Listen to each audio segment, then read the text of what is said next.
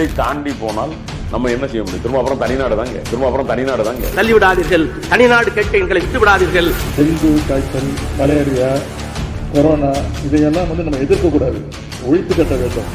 அப்படிதான் இந்த சனாதனம்.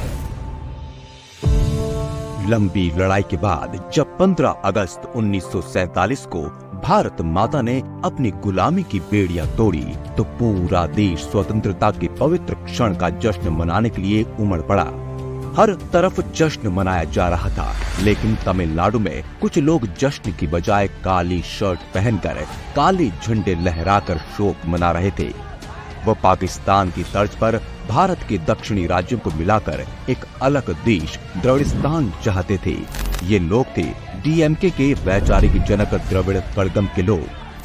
भारत के आजाद होने के 2 साल बाद 17 सितंबर 1949 को जब एक राजनीतिक दल के रूप में द्रविड़ मुनेत्र कड़गम यानी डीएमके की स्थापना हुई तो उन्होंने भारत को तोड़कर द्रविड़ नाडु के नाम से एक अलग देश की मांग को अपने राजनीतिक आंदोलन का मुख्य एजेंडा बना लिया। वे अपने विभाजनकारी एजेंडे को फैलाने के लिए हर गली हर नुक्कड़ में घूमे। वे जो चाहते थे वह था नस्ल के आधार पर भारत का एक और दर्दनाक विभाजन। साल बीतते गए, डीएमके तमिलनाडु की उस भूमि पर खुलेआम अपने जहर के बीच बोती रही जहां भारत की गौरवान्वित सभ्यता मिलती है। आधिकारिक समाचार पत्र द्रविड़ नाडु में तो डीएमके ने यह भी घोषणा कर दी कि वे जल्द ही अपनी विभाजनकारी योजना को संयुक्त राष्ट्र में ले जाएंगे।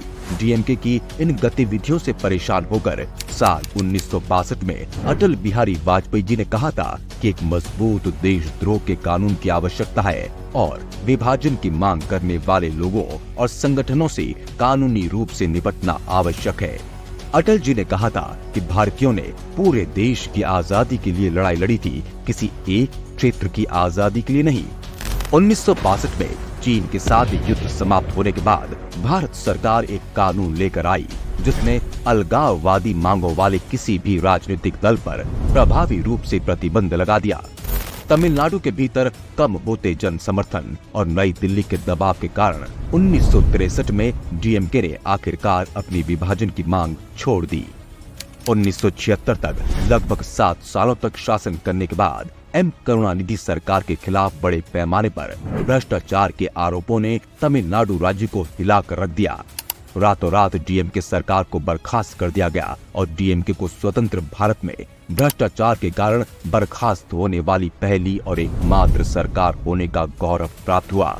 प्रधानमंत्री इंदिरा गांधी ने भ्रष्टाचार के आरोपों की जांच के लिए सरकार या आयोग का गठन किया। जितनी चतुराई से इस घोटाले को किया गया था उसे देखकर न्यायमूर्ति सरकारिया ने इसे वैज्ञानिक भ्रष्टाचार बताया था।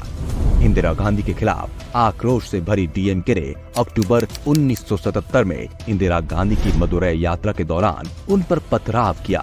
इस दौरान इंदिरा गांधी घायल हो गई। इंदिरा गांधी के खून बह रहा था। கருப்பு கொடி காட்டுவது என்ற பெயரால் இரும்பு குழாய்களில் கொடிகளை கட்டிக் கொண்டு வந்தார்கள். சோடா பாட்டில்கள் வீசப்பட்டன. என்ன செய்வதென்று தெரியாமல் திகைத்து போய் உடனடியாக அன்னை இந்திரா காந்தி அவர்கள் கையை பிடித்து இழுத்து சீட்டில் படுக்க வைத்து அவர் அமர்ந்து அந்த தலானியை தூக்கி அவர் மேல் போட்டு அதற்கு மேல் நான் சாய்ந்து படுத்துக்கொண்டேன்.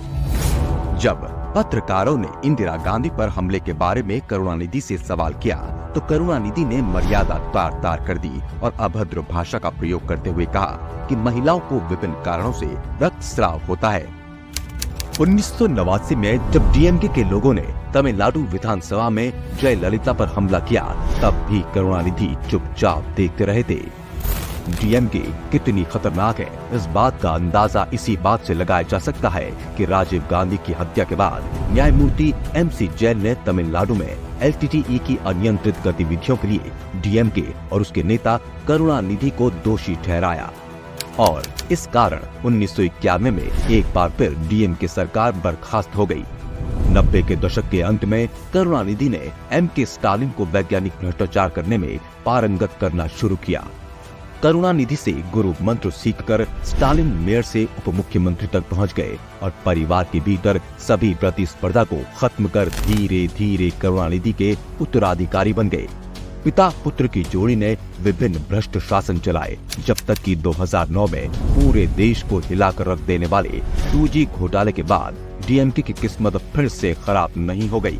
कांग्रेस सरकार में शामिल डीएमके ने कांग्रेस के साथ मिलकर कई हजार करोड़ का घोटाला किया था। करुणानिधि का 2018 में निधन हुआ तो स्टालिन को उनके उत्तराधिकारी के रूप में चुना गया। एमके स्टालिन के नेतृत्व में डीएमके बद से बदतर स्थिति में पहुंच गई है। डीएमके और खुद एमके स्टालिन ने फिर अलगाववाद को बढ़ावा देना शुरू कर दिया है। डीएमके के कारण तमिलनाडु आज जिहादी और मिशनरी गतिविधियों का केंद्र बनकर उभर रहा है।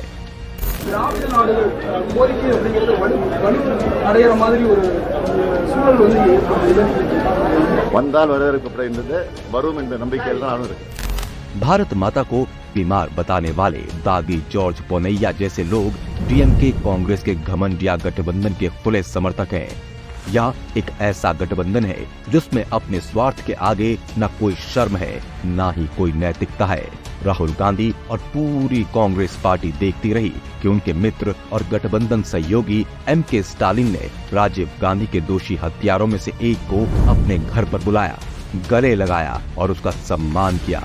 आखिर कांग्रेस सत्ता के लिए इतनी नीचे गिरेगी किसी ने सोचा भी नहीं था।